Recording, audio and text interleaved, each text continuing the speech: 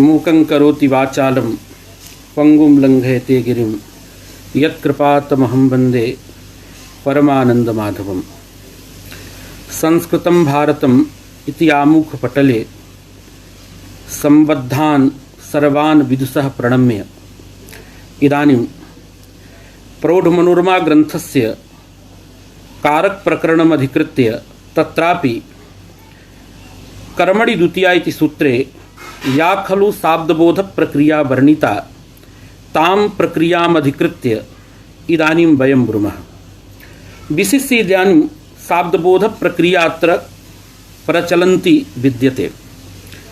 इदानीं भवद्भिः सर्वैः अवश्यं श्रोतव्यं वैयाकरणानां नये कर्तृप्रत्ययस्थले कर्मप्रत्ययस्थले कीदृशः बोधः भवति इति मूले प्रतिपाद्यते। तत्रापि इदानीम् अयं खलु ग्रन्थः भट्टोजिदीक्षितस्य वर्तते। अतः भट्टोजिदीक्षितरीत्या हरिं भजति इत्यत्र कर्तृप्रत्ययस्थले अथ च हरिः सेव्यते इत्यत्र कर्मप्रत्ययस्थले कीदृशः बोधः तं बोधम् इदानीं वयं पठामः। गतदिने अस्माभिः चर्चा कृता। शाब्दबोधप्रक्रियायां सर्वादौ एकस्मिन् वाक्ये कियन्ति पदानि सन्ति इति अस्माभिः अवगन्तव्यम्। अनन्तरं तैः पदैः के पदार्थाः उपस्थिताः, अनन्तरं तेषां पदार्थानां कथं विशेषणभावः कथं सम्बन्धः इति ज्ञानमेव शाब्दबोधः। तत्रापि इदं निरूपितं यथा नैयायिकैः पदन्नां सक्तं पदम् अङ्गीकृतं शाब्दबोधवेलायाम् अस्माभिः वैयाकरणैरपि सक्तं पदम् अङ्गीकृत्य शाब्दबोधः वर्ण्यते। प्रकृते हरिं भजति इति वाक्यं वर्तते। एतस्य वाक्यस्य सामान्येन शाब्दबोधः वर्णितः प्रौढमनोरमायां।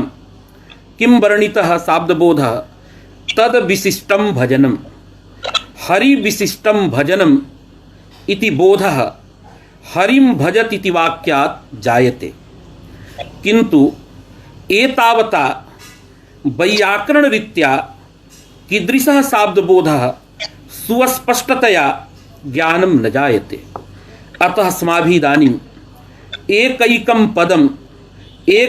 पदन्नाम् अत्र प्रकृतिं प्रत्ययं सर्वम् उक्त्वा तत्तदर्थान् उक्त्वा शाब्दबोधः वर्ण्यते। हरिं भजति इत्यत्र हरिमिति कर्मोपस्थापकं पदं वर्तते। भजति इति क्रियापदं तिङन्तं पदं भवता ज्ञायते। अत्र च अस्माभिः भक्तः इति कर्तृपदम् इदानीम् अध्याह्रियते।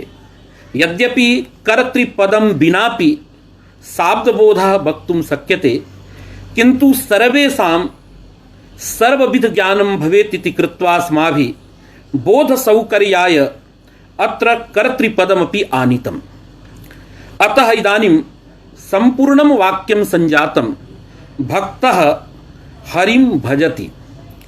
अत्र सर्वादौ अस्मिन् वाक्ये कानि सक्तानि पदानि सन्ति तानि पदानि अस्माभिः ज्ञेयानि। तर्हि क्रमेण पश्यन्तु। भक्तः इत्यत्र पदद्वयं। भक्तेति प्रातिपदिकम् एकं पदं, सुप्रत्ययश्च द्वितीयं पदम्। हरिमित्यत्रापि हरीति प्रातिपदिकम् एकं पदम्, अमेति प्रत्ययः द्वितीयं पदम्। भजति इत्यत्र त्रीणि पदानि सन्ति। भज धातुः, सप् प्रत्ययः, पुनः ति प्रत्ययश्च।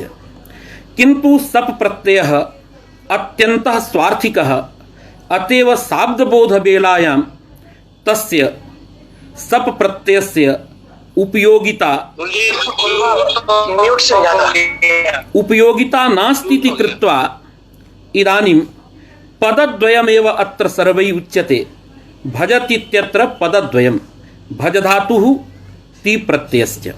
यद्यपि अत्र द्वौ प्रत्ययौ वर्तेते एकश्च धातुः आहत्य त्रीणि पदानि राजन्ते, किन्तु पदद्वयमेव अङ्गीक्रियतां। शाब्दबोधे अत्र पदद्वयस्य उपयोगिता वर्तते। एवञ्च भजतीत्यत्र भजधातुः एकं पदं, ति प्रत्ययश्च इदानीम् अपरं पदम् आहत्य अस्मिन् वाक्ये भक्तः हरिं भजतीत्यत्र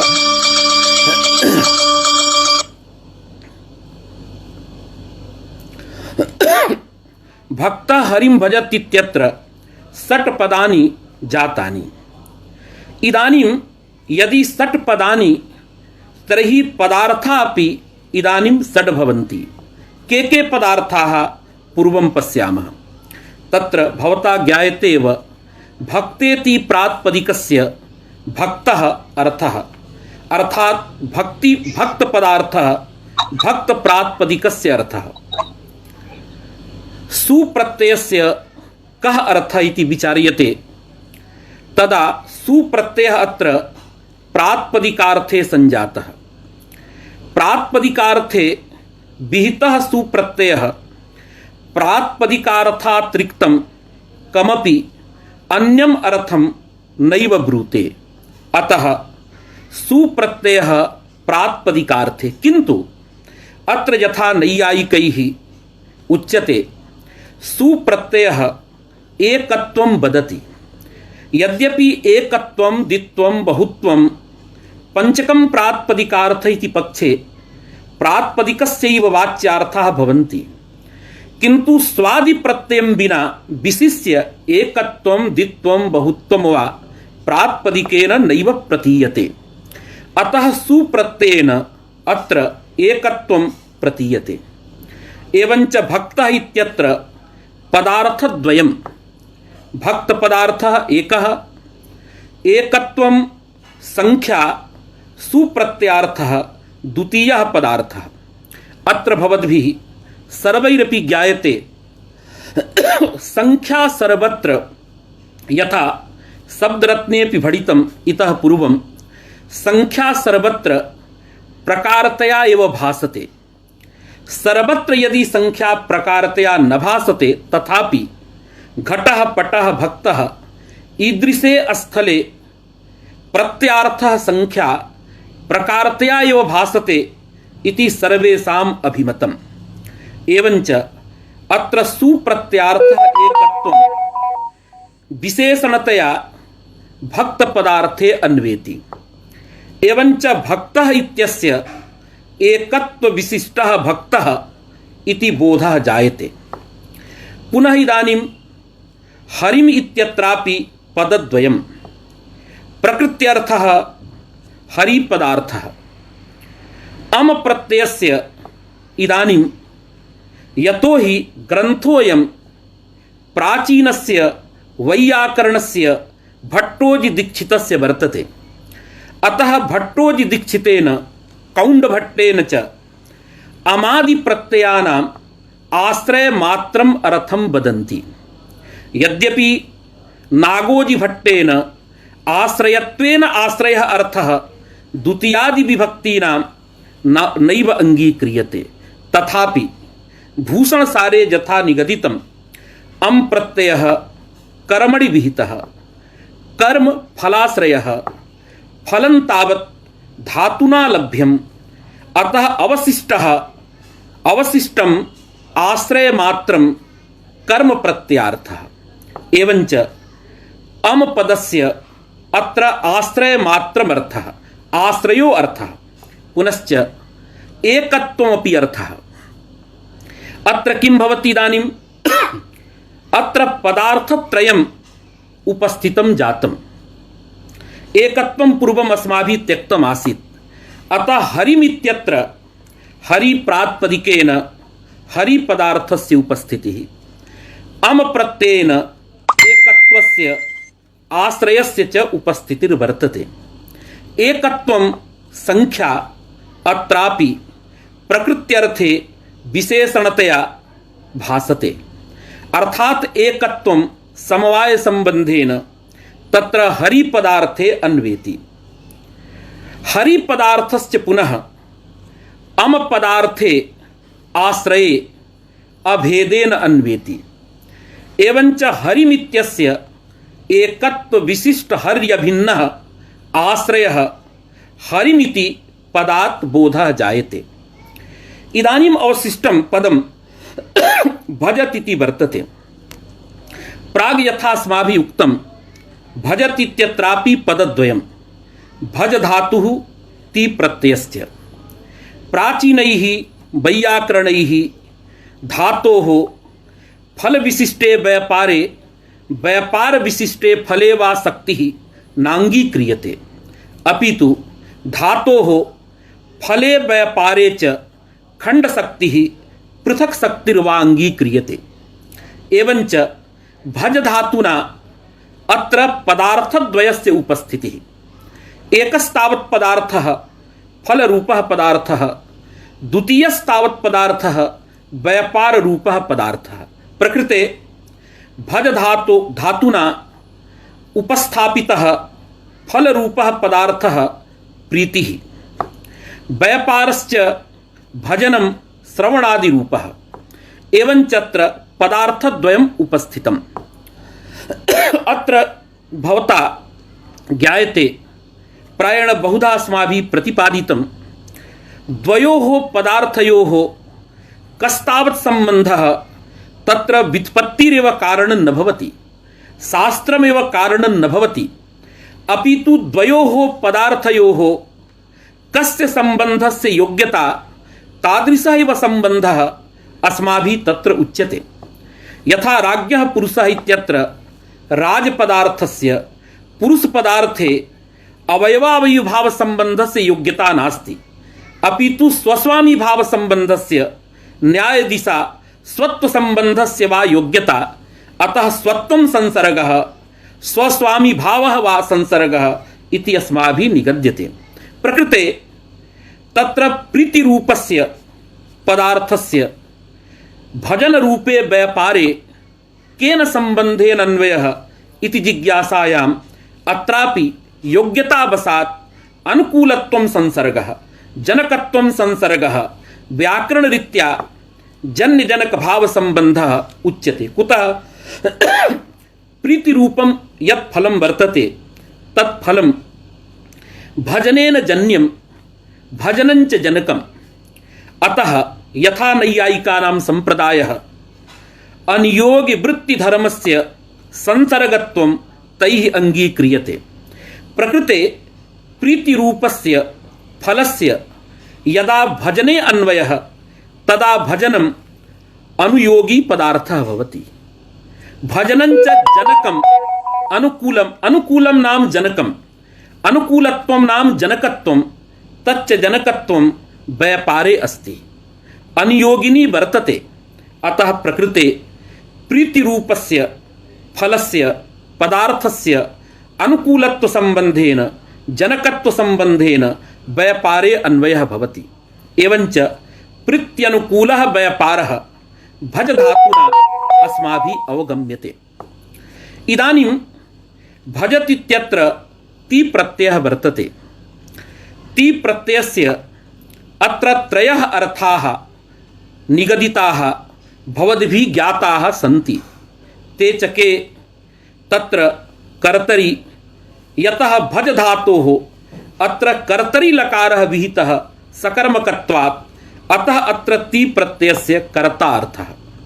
वर्तमाने लट् इति सूत्रेण वर्तमाने कालेपि विहितः, अतः वर्तमानकालः इत्यपि अर्थः। पुनश्च द्वैक्योर्द्विवचनैकवचने इत्यनेन साकम् एकवाक्यता तिङादिविधिरपि भवति। अतः एकत्वं द्वित्वं बहुत्वं संख्यारूपा अर्था अपि तिवादिभिः प्रतिपाद्यन्ते। प्रकृते ति प्रत्ययः एकवचन संज्ञकः, अतः ति प्रत्ययेन एकत्वं संख्या उपस्थिता भवति।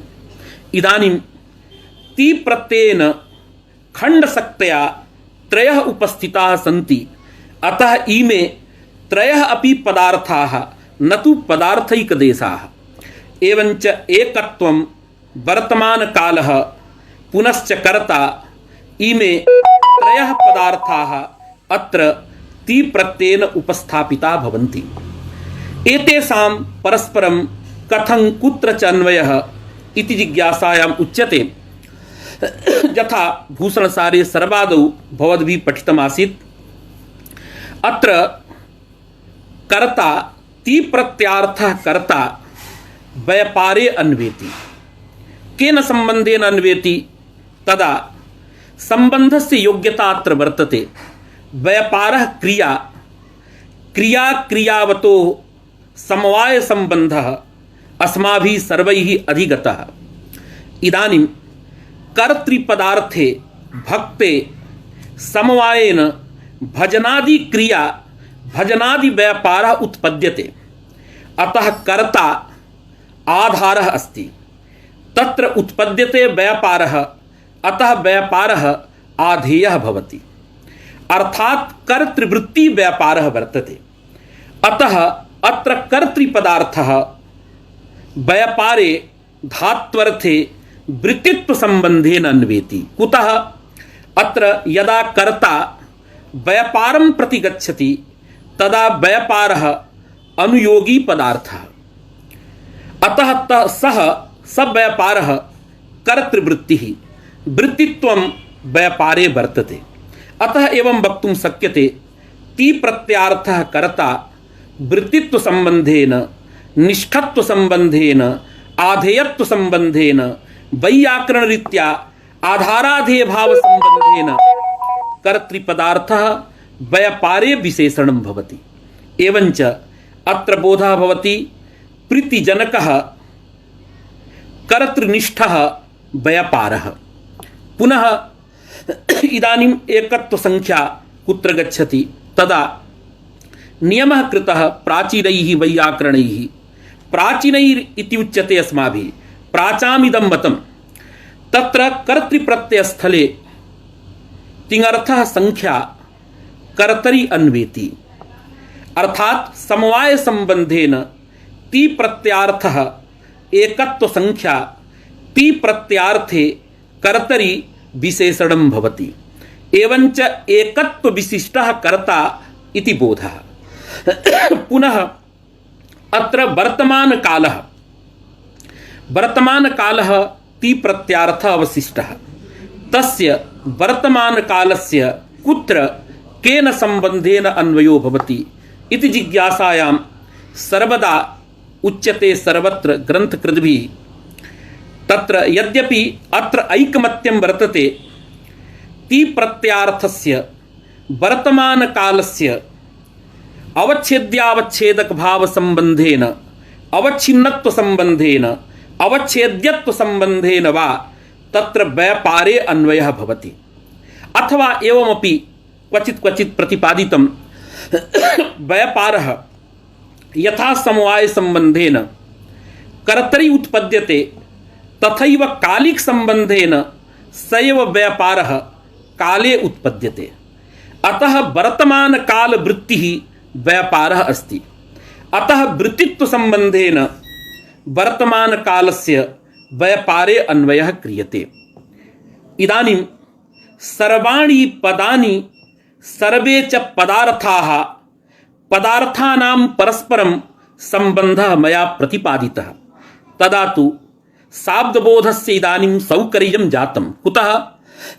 पश्यतु, भक्तः इत्यत्र भक्तः इति पदद्वयेन बोधः जातः एकत्व विशिष्टः भक्तः। इदानीं पुनः एतेषां परस्परं कथम् अन्वयः? अत्र सुप्रत्यार्थस्य एकत्वस्य भक्ते अन्वयः कृतः, एकत्व विशिष्टः भक्तः। पुनः एकत्व विशिष्टस्य भक्तस्य ती प्रत्यार्थे कर्तरि अभेदेन अन्वयः भवति। कुतः? अत्र कर्ता भक्त एव वर्तते। अतः योग्यतावशात् अभेद संबंधेन विशेष्य विशेषण भाव संबंधेन एकत्व विशिष्टः भक्तः ती प्रत्यार्थे कर्तरि अभेदेन अन्वेति। एवंच अत्र शाब्दबोधः एकत्व विशिष्टः यः भक्तः तद अभिन्नः एकत्व विशिष्टः यः कर्ता।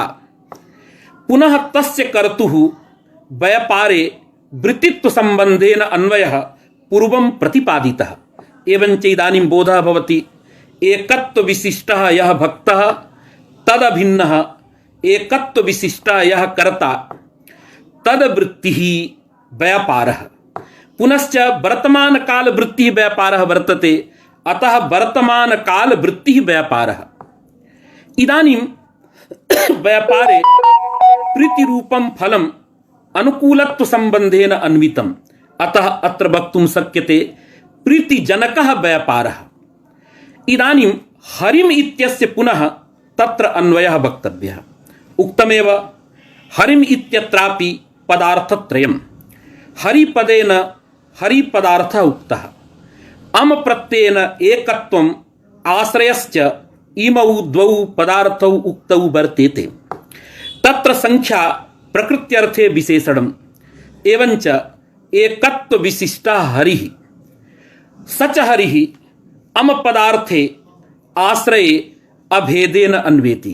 एवंच एकत्व विशिष्टः यः हरिः तदभिन्नः आश्रयः हरिमिति सुबन्त पदात् अवगम्यते।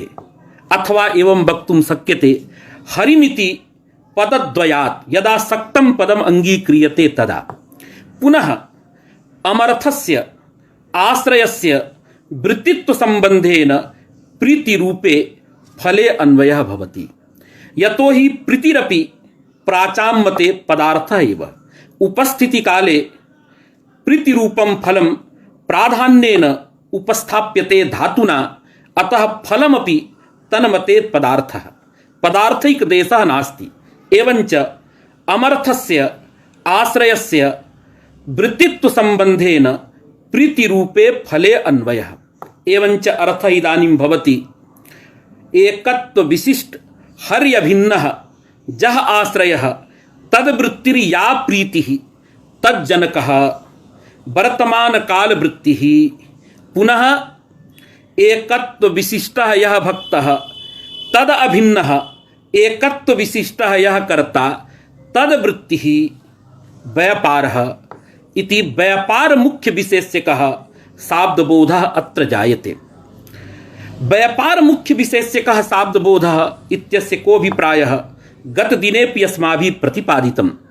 अत्र पश्यन्तु, व्यापारं विहाय अन्ये यावन्तोऽपि पदार्थाः सन्ति तत्र विशेष्यता वर्तते, प्रकारतापि वर्तते। क्वचित् प्रकारता एव, क्वचित् प्रकारता विशेष्यता द्वयं वर्तते पदार्थे।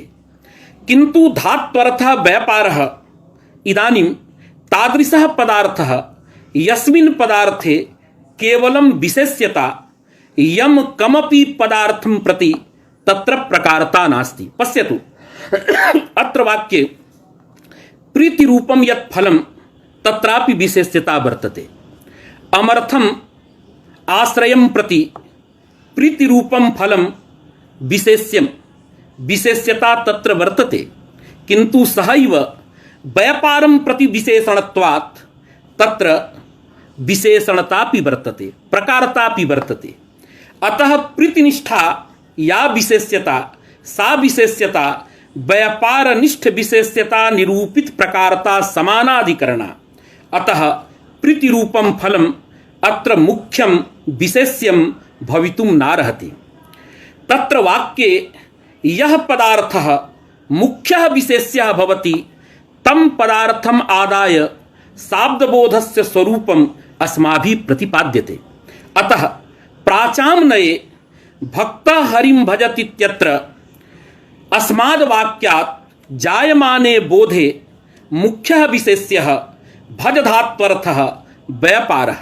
अतः तं व्यापार रूपं मुख्यं विशेष्यं पदार्थम् आदाय अस्माद् वाक्यात् जायमानः शाब्दबोधः व्यापार मुख्य विशेष्यकः शाब्दबोधः उच्यते। यद्यपि भवद्भिः टीकायाम् अन्यत्र शाब्दबोधः श्रुतः वर्तते, तत्र किं क्रियते? सामान्येन उच्यते। किम् उच्यते? हरिकर्तृकं भक्तकर्तृकं हरिकर्मकं वर्तमानकालिकं भजनम्।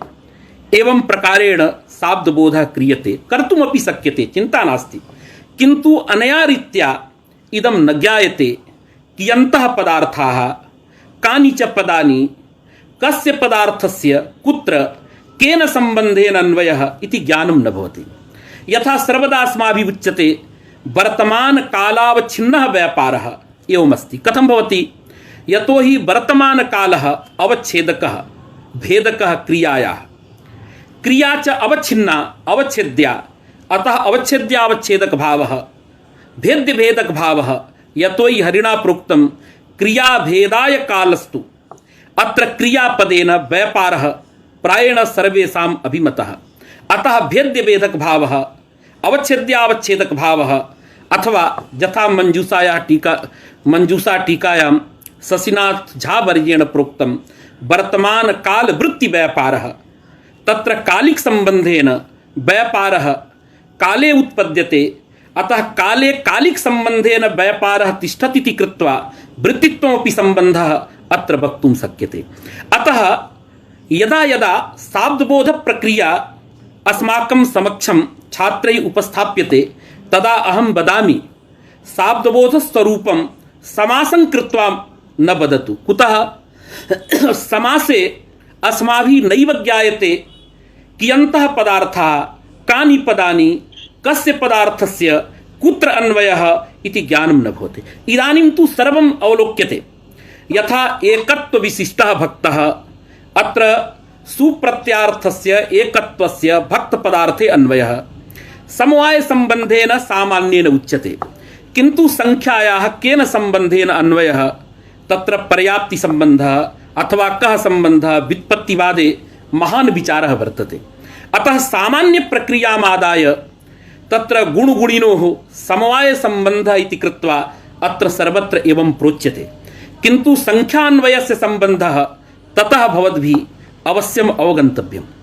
अतः इदानीं ज्ञायते अस्माभिः स्वर्थः एकत्वं भक्ते विशेषणं समवायेन, भक्तपदार्थः अभेदसम्बन्धेन तिवर्थ विशेषणं, तिवर्थः संख्या समवायसम्बन्धेन तिवर्थ विशेषणं, तिवर्थः वर्तमानकालः वृत्तित्वसम्बन्धेन व्यापारे विशेषणं, भजधात्वर्थः प्रीतिरूपं फलम् अनुकूलत्वसम्बन्धेन व्यापारे विशेषणं, तथैव हरिमित्यत्रापि तत्र त्रयः पदार्थाः सन्ति।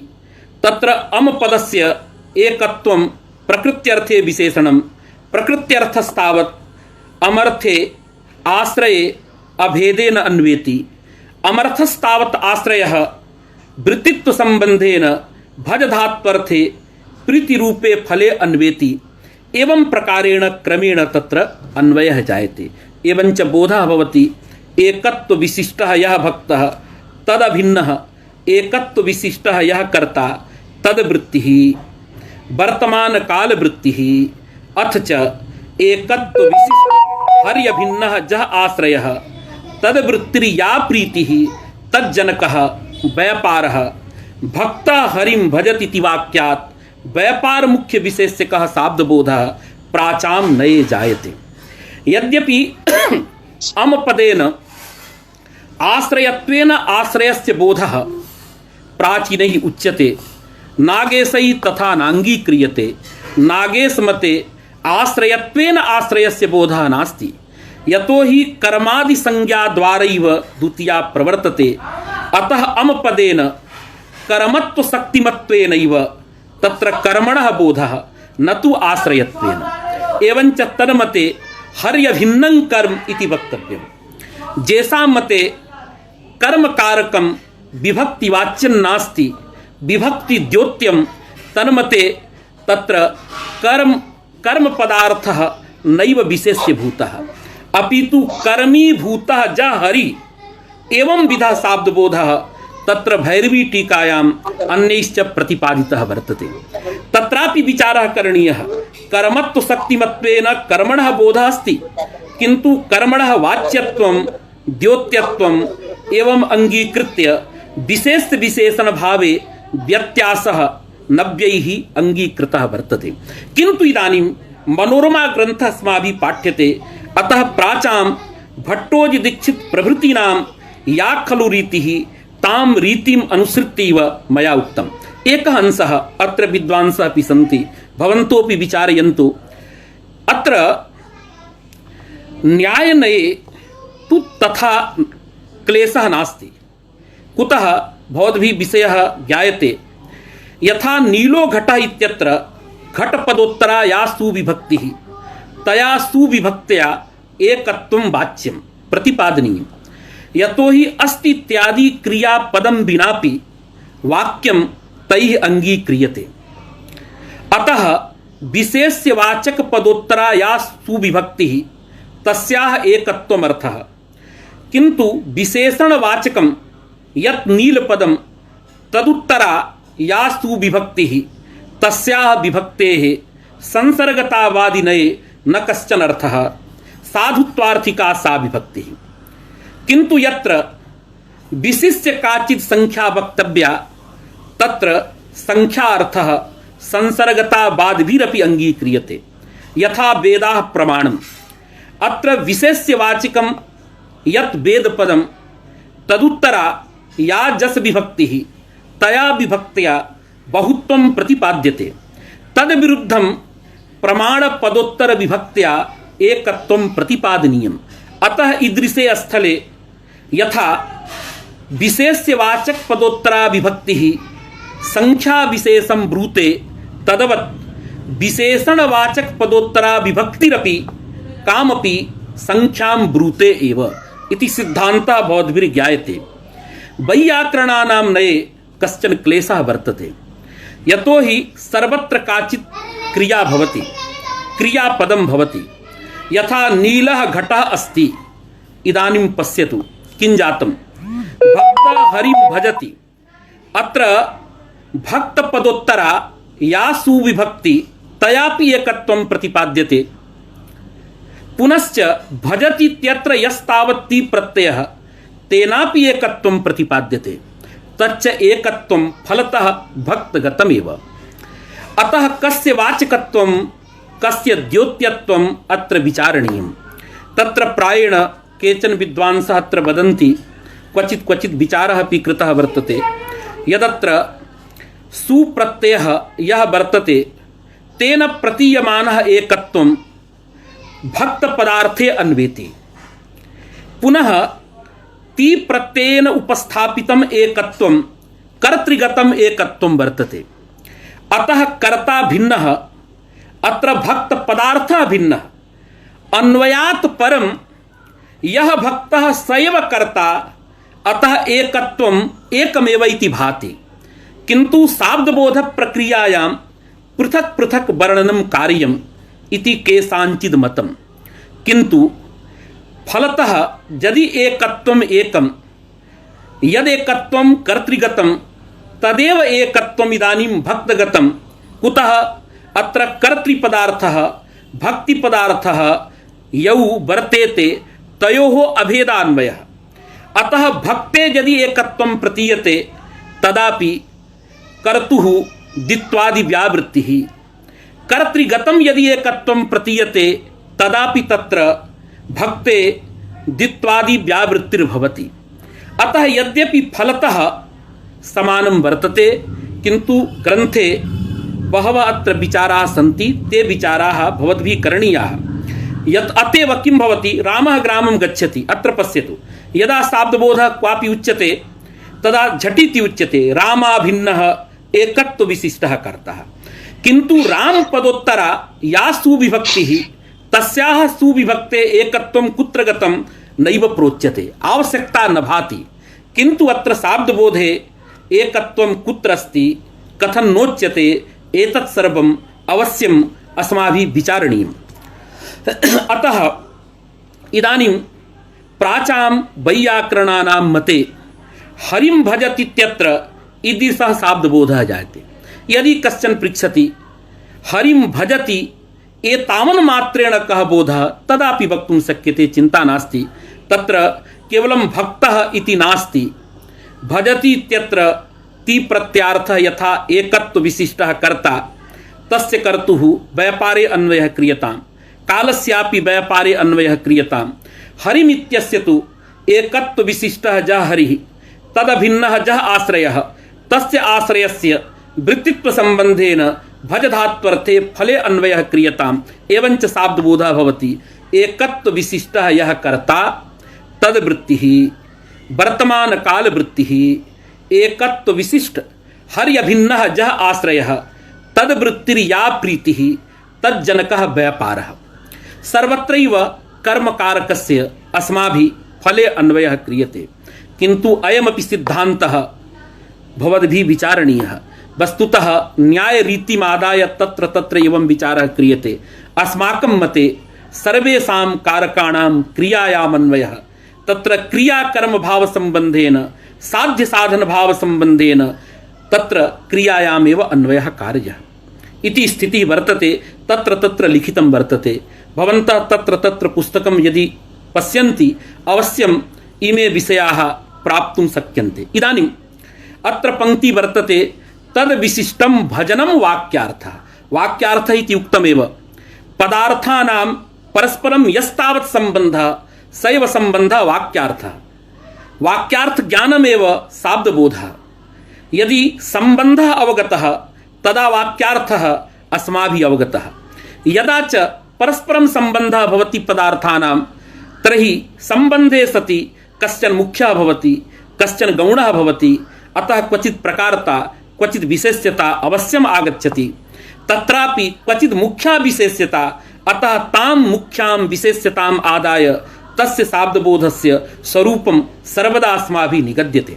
इदानीं तद् विशिष्टं भजनं हरिविशिष्टं भजनम् इति शाब्दबोधे यद् मया प्रतिपादितं सर्वं भट्टोजि दीक्षितस्य अभिमतं। यदि तेषाम् अन्ये अन्ये ग्रन्थाः भवद्भिः अवलोक्यन्ते तर्हि अवश्यं प्राप्यन्ते। इदानीम् अग्रिमा पंक्तिः वर्तते हरिः सेव्यते इत्यत्रापि एवमेव शाब्दबोधः। एवमेव इत्यस्य को अभिप्रायः, अर्थात् हरिं भजतीति वाक्यात् यथा व्यापार मुख्य विशेष्यकः शाब्दबोधः, तथैव हरिः सेव्यते इत्यत्रापि व्यापार मुख्य विशेष्यकः एव शाब्दबोधः। एवमेव इत्यस्य वर्णनं प्राचीनैः एवं क्रियते। अत्र शब्दरत्नकार प्रभृतयः नागोजी भट्ट प्रभृतयः अस्य व्याख्यानम् अन्यथा कुर्वन्ति। ते वदन्ति एवमेव, अर्थात् धात्वर्थ मुख्य विशेष्यकः एव। धात्वर्थस्तावत् फलं व्यापारस्य शब्दरत्ने उच्यते। तत्र गच्छामश्चेत् भ्रान्तिर्भवति। अतः इदानीम् एवमेव इत्यस्य अभिप्रायः वर्तते यथा हरिं भजतीत्यत्र कर्तृप्रत्ययस्थले व्यापार मुख्य विशेष्यकः शाब्दबोधः, तदवदेव अत्रापि कर्म प्रत्ययस्थले अत्रापि व्यापार मुख्य विशेष्यकः एव शाब्दबोधः। कथञ्च शाब्दबोधः व्यापारे कथं मुख्या विशेष्यता, अत्रापि वयं तां रीतिम् अनुसृत्य एव वदामः। यावत्पर्यन्तम् अस्माकं पदानि पदार्थाः तेषां सम्बन्धाः नैव आयान्ति तावत् कालपर्यन्तं शाब्दबोधस्वरूपम् अस्माभिः वर्णयितुं न शक्यते। अतः अहं सर्वदा मन्ये शाब्दबोधस्य ग्रन्थः यदा अस्माभिः पठनीयः तदा न्यायशास्त्रम् अवश्यं किञ्चित् पठनीयं, मीमांसाशास्त्रमपि पठनीयं। नो चेत् शाब्दबोधप्रक्रिया कथमपि सम्यग् रूपेण अवगन्तुं न शक्यते। अतः अत्र हरिः सेव्यते अत्रापि पश्यतु। हरिः इत्यत्रापि पदद्वयं, हरि प्रातिपदिकं सुप्रत्ययः। सुप्रत्ययस्य एकत्वम् अर्थः, हरिपदस्य हरिपदार्थः। एकत्वं प्रकृत्यर्थे विशेषणतां गच्छति, विशेषणताम् अनुभवति। एवञ्च एकत्व विशिष्टः हरि, हरि इति सुबन्तेन बोधो जायते। अर्थात् पदद्वयेन, पदद्वयं नाम हरि इति प्रातिपदिकं सु इति प्रत्ययः इति पदद्वयेन एकत्व विशिष्टः हरिः इति बोधः संपन्नः। सेव्यते इत्यत्र यः धातु वर्तते तस्य सेवा अर्थः। सेवा अर्थ इत्यस्य को अर्थः? सेवनं सेवनं नाम अत्र प्रीत्यनुकूल व्यापारः एव। यथा भजनं प्रीत्यनुकूलः व्यापारः तथैव सेवनं सेवधात्वर्थः प्रीत्यनुकूलः व्यापारः।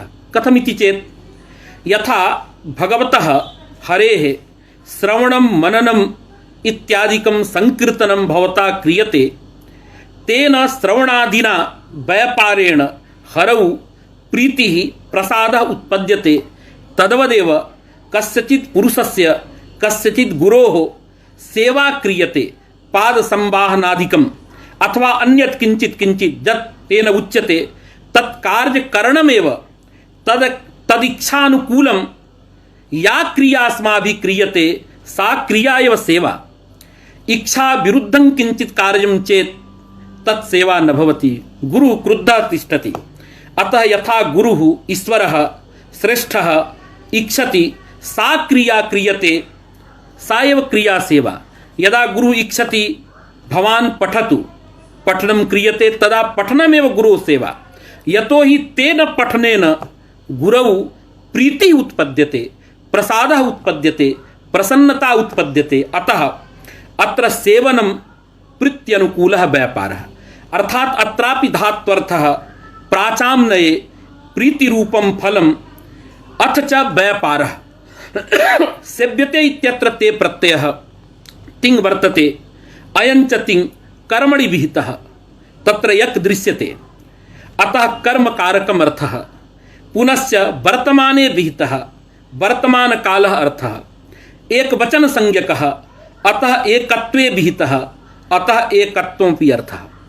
अत्र ते प्रत्ययेन त्रयः पदार्थाः खण्डशक्त्या उपस्थिताः सन्ति। एकत्वं, वर्तमानकालः, कर्मकारकम्। कर्मकारकं नाम वस्तुतः यत्र कुत्रापि आगच्छति एतेषां मते। मया कर्ता कर्ता इति बहुधा उक्तं, तत्र आश्रयः इति अवगन्तव्यं। यथा एतेषां मतं, यतो हि कर्म नाम फलाश्रयः, फलविशिष्टः आश्रयः। तत्र विशेषणांशः फलं, तच्च फलं धातुना लब्धम्। अतः ते प्रत्ययेन वाच्यम् आश्रयमात्रम्। अतः अत्र कर्म नाम आश्रयः। तथैव भजति इत्यत्र यद्यपि कर्ता कर्ता इति उक्तं मया, किन्तु तत्रापि कर्तानाम् आश्रयमात्रं। कुतः? व्यापार विशिष्टः आश्रयः कर्ता इति उच्यते। व्यापारः धातुना लब्धः, अतः आश्रयमात्रमर्थः इत्येतेषां मतम्। एवञ्च अत्र कर्म इति उच्यतां, तेन सन्देहः न भवति भवताम्। अतः ते प्रत्ययेन त्रयः पदार्थाः उक्ताः। इदानीं के पदार्थाः? तत्र आश्रयः, एकत्वम्।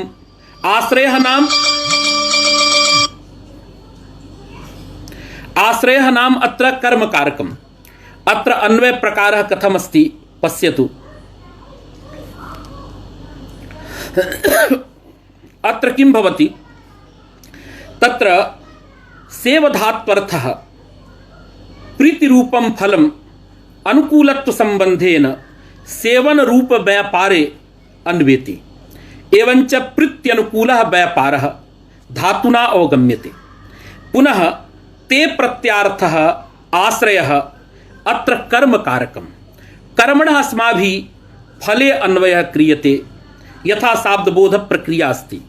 अतः आश्रयस्य ते प्रत्यार्थस्य वृत्तित्व संबंधेन अस्माभिः तत्र प्रीतिरूपे फले अन्वयः। एकत्वम् अत्र आश्रयभूते कर्मणि अन्वेति। अर्थात एकत्व विशिष्टं यत् कर्म, अथवा एतेषां रीत्या एकत्व विशिष्टः जः आश्रयः, तद्वृत्तिर्या प्रीतिः तज्जनकः व्यापारः। वर्तमानकालः कर्तृप्रत्ययस्थलं भवतु, कर्मप्रत्ययस्थलं वा भवतु, सर्वत्रैव कालस्य तत्र क्रियायाम् अन्वयः। कुतः? क्रियाभेदाय कालस्तु इत्युक्तत्वात्। अत्र फलेपि अन्वयः क्वचित् क्वचित् वर्णितः, किन्तु तत्र खण्डनमपि तैः आचार्यैः तत्र कृतं वर्तते। अतः इदं तु प्रायेण सर्वेषाम् अभिमतं यत् कर्तृप्रत्ययस्थलं भवतु कर्मप्रत्ययस्थलं वा भवतु, सर्वत्रैव तिङर्थस्य कालस्य व्यापारे अन्वयः।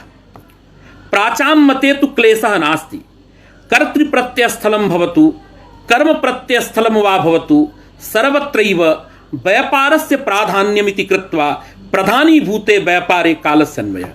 किन्तु यैस्तावत् नव्यैः कर्मप्रत्ययस्थले फलमुख्यविशेष्यकः शाब्दबोधः अङ्गीकृतः, तेषां नयेपि तत्र गौणभूते व्यापारे एव कालस्य अन्वयः कुतः शिष्टोक्त्या क्रियाभेदाय कालस्तु इत्यादि वचनैः तत्र गौणभूते व्यापारे एव तेषां नयेपि अन्वयः। अतः अत्र कर्मप्रत्ययस्थलेपि ते प्रत्ययार्थस्य वर्तमानकालस्य व्यापारे अन्वयः। एवञ्च सेव्यते इति पदात् इदानीं बोधः जातः एकत्वविशिष्टः जः आश्रयः तद्वृत्तिर्या प्रीतिः तज्जनकः वर्तमानकालवृत्तिः व्यापारः। पुनः हरिः इत्यस्य कुत्र अन्वयः? तदा एकत्वविशिष्टस्य हरिपदार्थस्य तत्र कर्मणि आश्रये अभेदेन अन्वयः।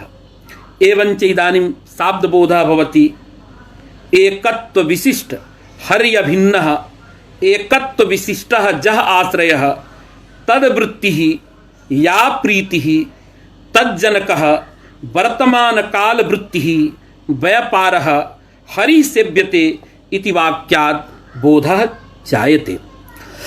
अतः अत्रापि पश्यन्तु किं जातं, हरिः सेव्यते कर्मप्रत्ययस्थलेपि यः शाब्दबोधः अस्माभिः अनुभूतः तस्मिन् शाब्दबोधे मुख्या विशेष्यता सेवधात्वर्थे व्यापारे एव प्रतीयते। अतः मुख्यः विशेष्यः अत्रापि बोधे धात्वर्थः व्यापारः।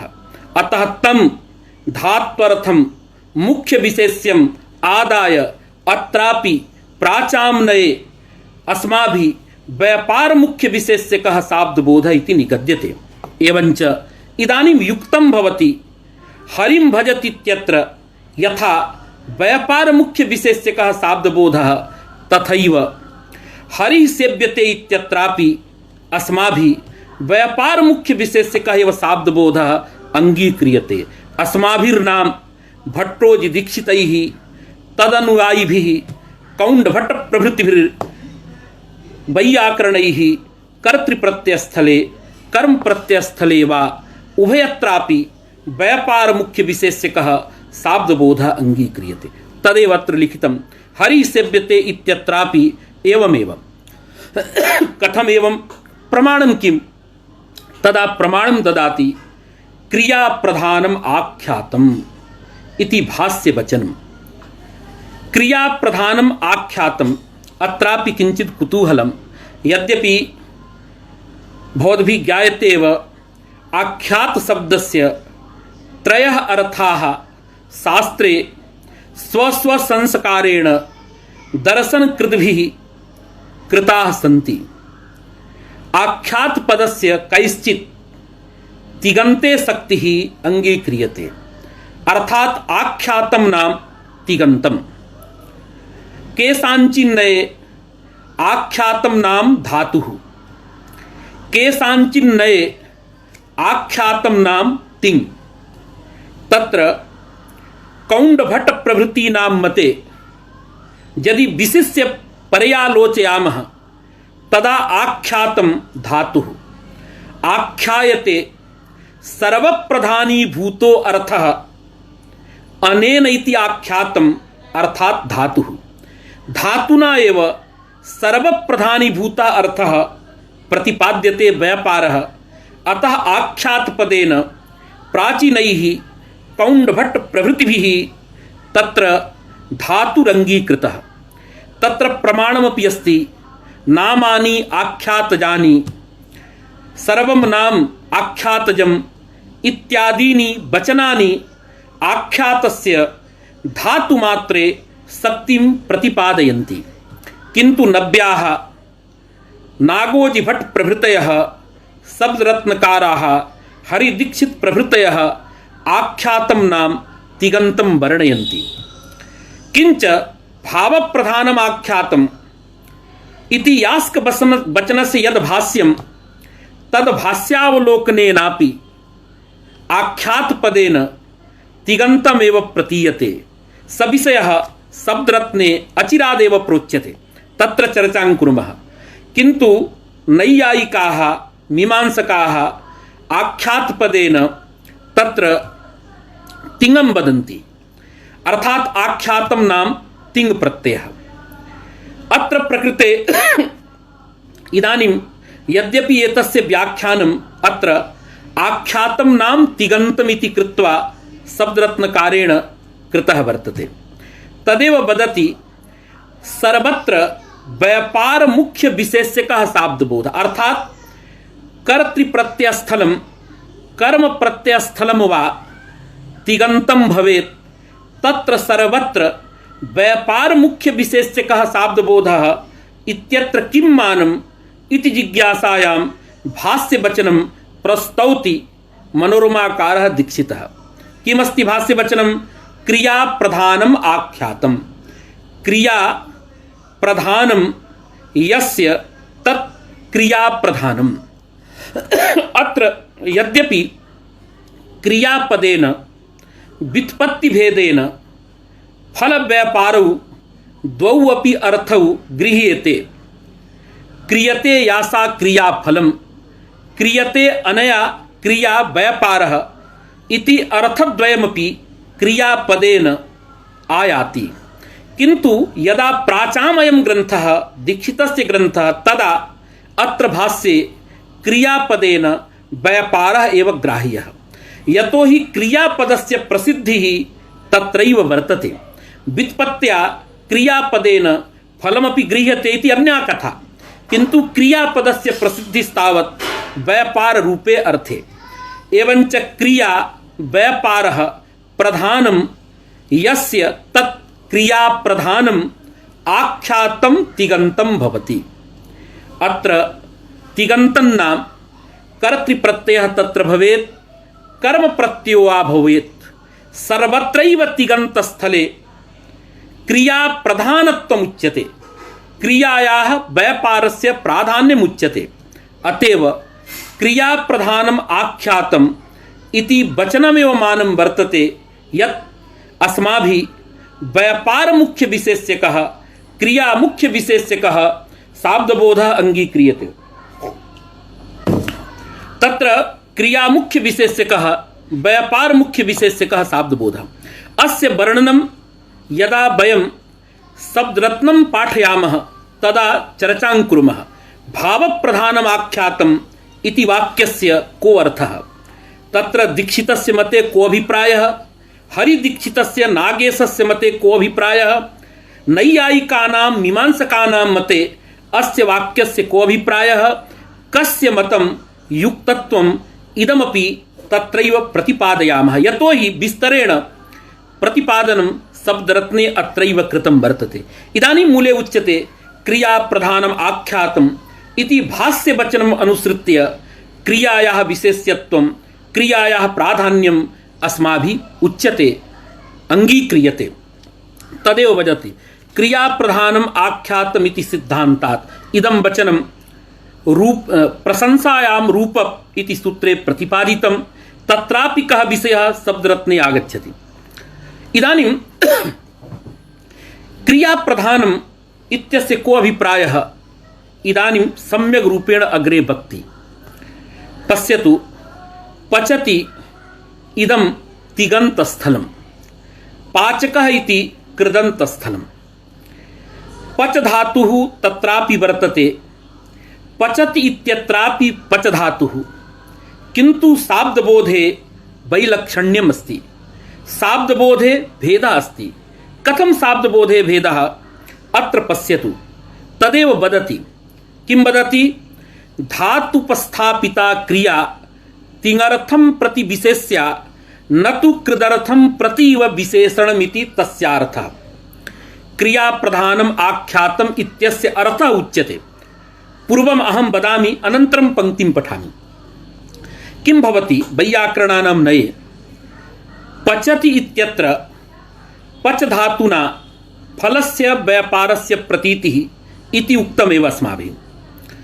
ती प्रत्ययेन तत्र कर्तुः कालस्य संख्यायाः प्रतीतिः, किन्तु तत्र यस्तावत् प्रकृत्यर्थः धात्वर्थः तस्य प्राधान्यम् अंगीक्रियते, प्रत्यार्थस्य कर्तुः विशेषणत्वम् अंगीक्रियते पचति इत्यत्र तिङन्तस्थले। किं भवति, यद्यपि अयं सामान्य नियमः प्रकृतिप्रत्ययौ साहार्थं ब्रूतः तत्र प्रत्यार्थस्य प्राधान्यं, यत्र प्रकृतिः प्रत्ययश्च इमौ द्वौ अर्थं ब्रूतः तत्र प्रकृत्यर्थापेक्षया प्रत्यार्थस्य प्राधान्यं सर्वत्र अस्माभिः औत्सर्गिकम् अवलोक्यते, किन्तु तिङन्तस्थले एवं न भवति।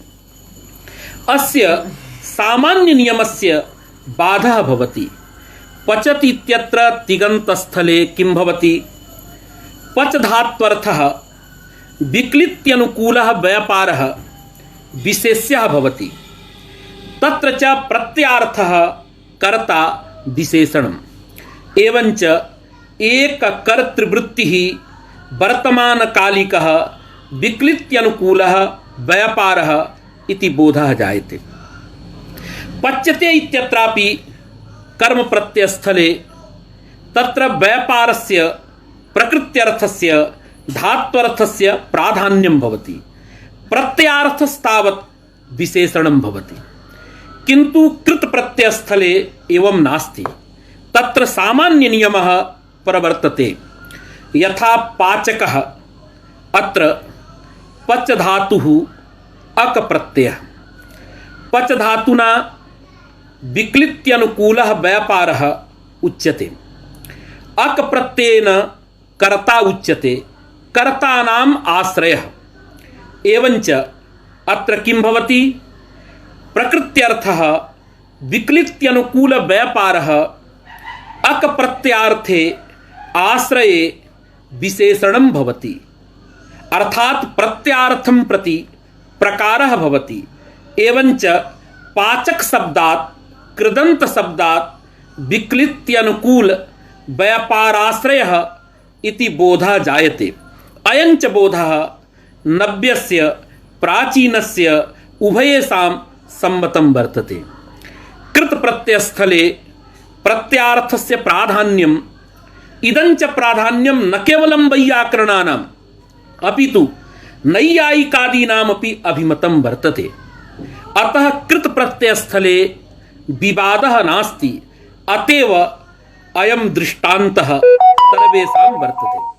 अत्र पाचकः, पाठकः, गन्ता, हर्ता इत्यादिषु सर्वत्रैव धातुपस्थापिता या खलु क्रिया वर्तते सा क्रिया कृत प्रत्यार्थं कर्तारं प्रति कर्मादिकं प्रति वा विशेषणं भवति, प्रकारः भवति, किन्तु आख्यात स्थले एवं नास्ति। पचति, पठति इत्यादिषु स्थलेषु तत्र प्रत्यार्थः यः कर्ता कर्म वा भवति तत्सर्वं धात्वर्थं व्यापारं प्रति विशेषणं भवति, अर्थात प्रकृतिभूतस्य धातोः यस्तावत् अर्थः व्यापारः स अर्थः प्रकृत्यर्थत्वेपि प्रत्यार्थापेक्षया प्राधान्यं भजते। अत्र सामान्य नियमः प्रकृतिप्रत्ययौ अयं सामान्य नियमः न प्रवर्तते, अपितु तद बाधकं तद अपवादभूतः नियमः वर्तते। क्रियाप्रधानम् आख्यातं भावप्रधानम् आख्यातम् इत्यादि विशेषवचनैः तत्र प्रत्यार्थस्य विशेषणत्वं प्रकृत्यर्थस्य च विशेष्यत्वं भवति। तदेव अत्र वदति धातुपस्थापिता क्रिया तिङर्थं प्रति विशेष्या, अर्थात तिङर्थः यः कर्ता यत् कर्म वा वर्तते तं कर्तारं प्रति तत्कर्म प्रति धात्वर्थः किं भवति? विशेष्यः भवति, प्रकृत्यर्थः विशेष्यः भवति, न तु कृदादि इव अत्र विशेषणम्। कृत प्रत्यये पाचकः पाठकः इत्यत्र पक्वः इत्यादिषु किं भवति? प्रत्यार्थं प्रति धात्वर्थः विशेषणं भवति, धात्वर्थः विशेष्यः न भवति। तथा न अपितु तिङन्तस्थले क्रियाप्रधानम् आख्यातम् इति वचनम् अनुसृत्य अथवा अस्य वचनस्य अर्थः तात्पर्यम् इदमेव वर्तते। तिङन्तस्थले धात्वर्थः प्रत्यार्थं प्रति विशेष्यः विशेषणं न, और कृत प्रत्ययस्थले तु धात्वर्थः कृदर्थं प्रति कृत प्रत्यार्थं प्रति विशेषणं भवति। इदमेव तात्पर्यं क्रिया प्रधानम् आख्यातम् इति भाष्यवचनस्य। तदेव अत्र भणति धातुपस्थापिता क्रिया तिङर्थं प्रति विशेष्या न तु कृदर्थं प्रतीव विशेषणमिति तस्य अर्थः। तस्य अर्थः नाम क्रिया प्रधानम् आख्यातम् इति भाष्यवचनस्य अर्थः। अस्तु, इदानीं समयः अत्रैव समाप्तिं याति। पुनरत्रैव अस्मिन्नेव काले पुनरपि वयं मिलामः। भवतां समेषां कृते धन्यवादः। अवसरः अयं लब्धः। विशिष्य झा महोदयेन उक्तमासीत् अत्र किं सूत्रं पाठ्यते तद् लेखनीयम्। अत्र सूत्रमस्ति कर्मणि द्वितीया इत्यस्यैव प्रसङ्गः इदानीं प्रचलन् विद्यते। तमेव प्रसङ्गम् अनुसृत्य वयं ब्रूमः। इदानीं यदा नूतनं सूत्रम् आगच्छति तदा अवश्यमेव तत् सूत्रं वयं लिखामः। अस्तु, धन्यवादः।